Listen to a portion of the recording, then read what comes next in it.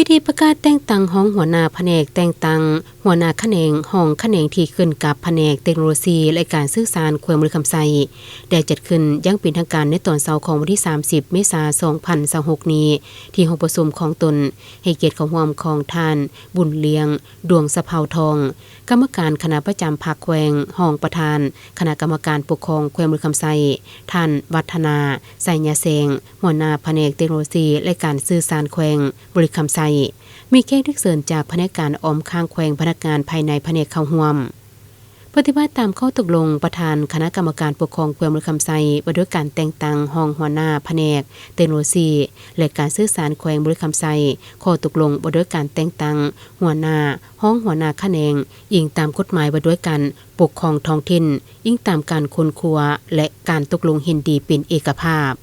ของคณะประจำภาคแขวงและนิติกรรมที่เกี่ยวข้องขั้นส่วนกลางและท้องถิ่นประธานคณะกรรมการปกครองแขวงบริคำไซเห็นดีแต่งตั้งท่านนางพิมพรไสยลาดเป็นห้องหัวหน้าแผนกเทคโนโลยีและการสื่อสารแขวงแต่งตั้งท่านสอนไซ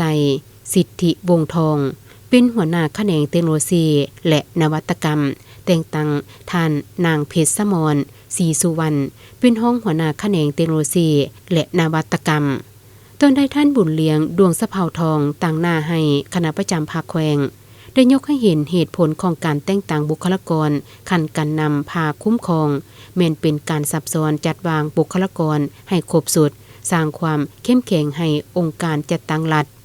โดยอิงใส่ความมีห้องต้องการหน้าที่การเมืองของพรรคท่านยังได้เรียกร้องให้พนักงานทุกขั้นจงได้ยกสูงความรับผิดชอบหน้าที่เวกงานที่ได้รับมอบหมายกำเน้นพลบทบาทสิทธิและหน้าที่เวกงานให้สำเร็จตามแผนที่ได้กำหนดไว้